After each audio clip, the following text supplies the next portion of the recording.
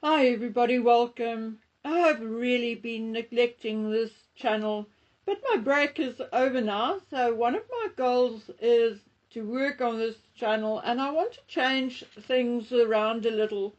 Although I'll still talk about true crime and mysteries on this channel, I want to be a little more selective and turn it into a social justice and awareness channel. You see, here in my country there are justice and injustice being done on a daily basis, just like in your countries. Often money talks, and if someone or his or her family are rich or famous, then the chances are they will get off much lighter than the next person. And the thing is that it is mostly due to the fact that there is little to no accountability for those in power, the police, the judges, the magistrates, the welfare officers, etc., etc. One of the prime examples of total injustice is the case of Riva Steenkamp and Oscar Pistorius. Riva was killed by Oscar Pistorius in February 2013. 12 years ago. And Oscar is already walking the streets and living his life again. And remember, Oscar was also released on house arrest in 2015 and sent back to prison in 2016. Taking all of that into account, as well as the fact that he will soon already be out on parole for just over a year, the media is wrong for stating that he served 11 years. He did not. He was in prison no more than, say, 9 years for taking that beautiful, intelligent woman's life. There are no excuses for the man. He was aggressive and angry and killed her. He cried afterwards because he realized there was no way out for him and he was afraid of the consequences. Now, if Oscar was just the guy down the road working a 9-to-5 job on an average salary, he would likely have gotten life with a possibility of parole after 25 years. But he, his uncle and his father were all rich, well off, and he was famous and, shame. He only had 2 half legs. But yes, he was from a rich family and famous. Of course, this happens all over the world, and it's not always about money. Sometimes it is about corruption. Sometimes it's a cover-up because the true perpetrator is rich, or from a rich family, or famous, or maybe even a cop. And that is exactly why we need to talk about certain cases, because if there is just a sniff of something untoward, then authorities need to know the world is watching, whether the trial is in Ada County, South Africa, or London. The injustices need to be called out. Now, I specifically mentioned Ada County because I want to talk about Bryan Kohberger once again. Bryan Kohberger will be going to trial on the 11th of August, still months away. And although I listen with full attention to the likes of Jules with True Crime Reactions and Harsh Reality and a few others, I'm still this far into the case, waiting for that one thing which will tell me, convince me, that Bryan Kohberger and Bryan Kohberger alone murdered those 4 healthy, fit young people. And you know what? I'm sorry for offending the guilters, but I've not heard it yet.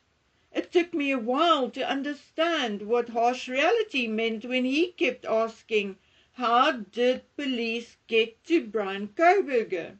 But now I 100% do understand that. You see, I, like many others, got stuck on the DNA. But the only so-called DNA Bryan's investigators have is touch DNA. So let me quickly explain what touch DNA is. Touch DNA is also known as trace DNA, and it basically is what it says it is. In simple terms, it's the DNA left behind when someone touches an object or a surface. The technique is based on the idea that every contact leaves a trace. This touch DNA could be a tiny to even much bigger example of biological material collected, and this could be skin cells left on an object, footprints, fingerprints, and so on. The problem with touch DNA is that it is often a very small amount to work with. There is also a higher variability. In other words, the DNA can be mixed. Like if, say, 10 people touched the same doorknob, it can be transferred from one person to another, etc. Touch DNA can also be transferred through a handshake, for instance. Joe shakes hands with John, and then John shakes hands with me, and during our conversation I lean with the hand I used to shake hands with on a clear surface, like a glass or smooth table. The DNA left behind will be a mixture of my DNA, John's DNA, and even a little bit of Joe's DNA. So now, if one of us was involved in a crime, who would you say is the guilty one? If there is no other DNA actually found on the victims or in the crime scene, would you say it's John, Joe, or me? And how would you actually really know if you cannot find any other DNA anywhere else? Well, the same applies to Bryan Kohberger. As far as we know to date, the only DNA they have of Kohberger is indeed that touch DNA on the button of the knife sheath, which literally means that Bryan Kohberger could have shaken hands with someone at the petrol station, and that person touched the button, or the sheath may have been inspected by Bryan Kohberger a couple of weeks before. He gave it back to its owner, who threw it into a drawer until he used it that particular night, wearing gloves, etc. So he did not leave his own DNA, but Bryan's were already there. We do not know enough about their methods and the investigation to even guess how that tiny drop of DNA got there.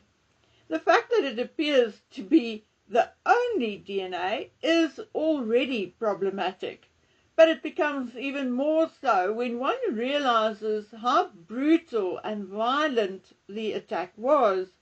How is it possible to be in such a huge fight and not leave behind more DNA? For instance, we all lose between 50 and 100 hair naturally per day. But Bryan Kohberger had at least one fight in that house, but did not shed any hair or any skin cells. How is that possible? Was he wearing a hazmat suit? Well, that is not what Dylan Mortensen said. She said the man was wearing black bottoms and a black top, and a mask covering his nose and mouth. She did not say he wore a hazmat suit, not a cap or even a beanie. Now, police and investigators were looking for a Hyundai Elantra 2011 to 2013. What everybody so conveniently chose to forget is that law enforcement was so sure of themselves that at one point they even said it may also have been a Nissan Sentra. Now, Bryan Kohberger drove a 2015 Hyundai Elantra, But he was not the only person in Washington or Moscow to drive an Elantra. So why did law enforcement decide to pursue Bryan Kohberger? Now, I heard people whisper that there was a tip. A tip from who?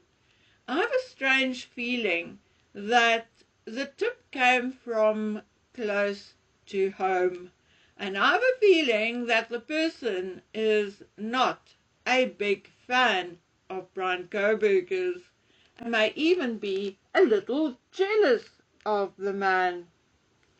Something akin to, let's say, sibling rivalry.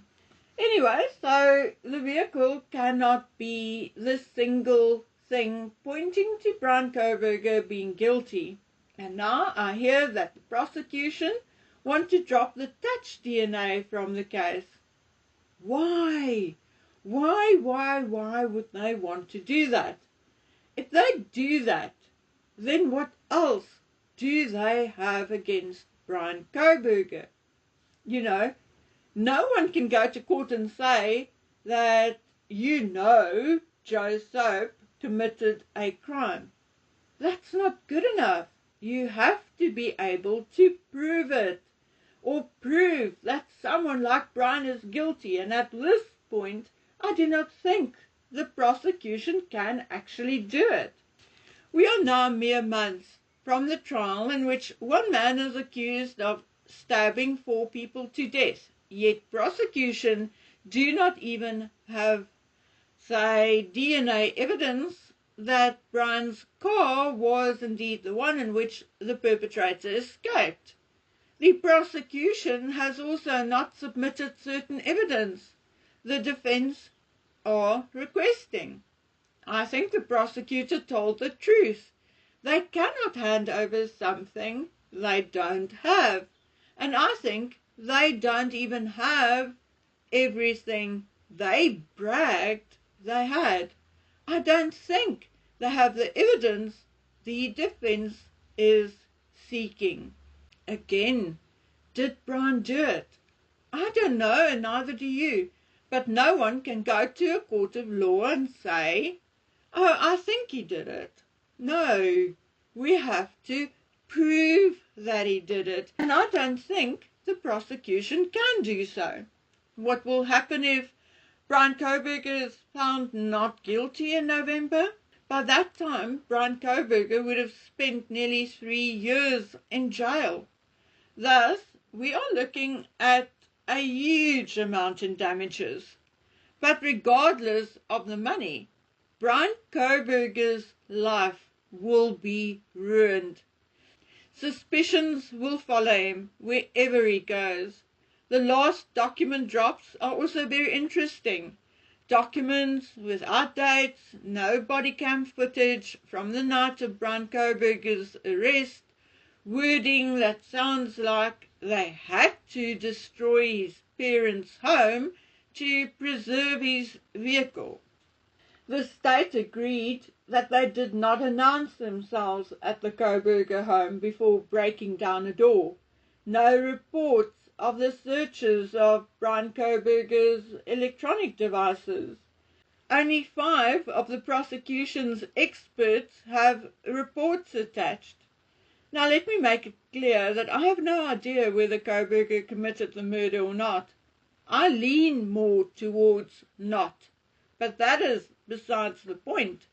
I feel that Bryan Kohberger should not even have been sitting in jail based on what the prosecution has on him. I do not see any proof. I do not hear anything to convince me. Yet it is indeed entirely possible that he did. At this point, anything is possible. But a man cannot sit in jail for 3 years just because someone called in and said, my brother did it. I'm going to return to this because I'm still researching wording in documents, but so far it appears that there is also no evidence found in his Apple accounts, Google account, and other online activities. It also appears that no evidence was found in his AT&T account. Now that is all too weird. I just don't get it. To me it appears as if law enforcement was desperate to arrest someone, likely under pressure from the university. So when they received a tip which included a description of someone who happened to drive a similar vehicle, they went with it and worked to make the evidence fit the alleged perpetrator and crime instead of the other way around. That is what it looks like to me, like a manufactured case, a likely cover-up or even a stitch-up. Okay, ladies and gentlemen, let's leave this here for now. But I found something which I found rather strange and concerning, and we'll discuss that in the next video. So until then, please stay safe and take good care of yourselves. Bye.